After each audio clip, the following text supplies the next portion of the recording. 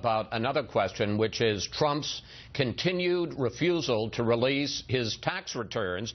He says that he's not going to release them until an IRS audit is complete. He was asked this week what his effective tax rate is. He said it's none of your business. Look, you talk about this, but every Republican nominee since Richard Nixon, who at one time was under an audit, has released their tax returns. I mean, is this the kind of transparency that we can expect?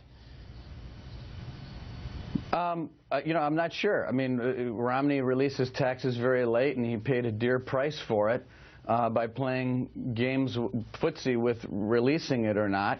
And, it turned out to be something that was not good for us in 2012. But, I'm not sure whether Americans actually care or not, whether Donald Trump releases his taxes or not.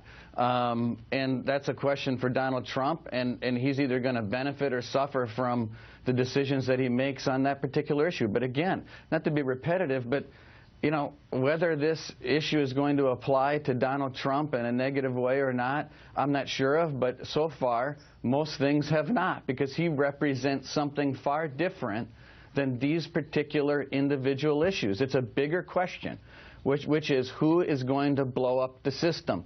Who is going to get the change that people want done? People are angry, and they're angry, and they want something done, and they view Donald Trump as the person to do it. That's what this election's coming down to.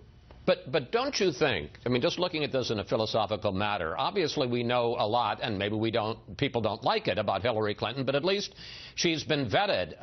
Don't you think that it's legitimate for people to look into who Donald Trump is?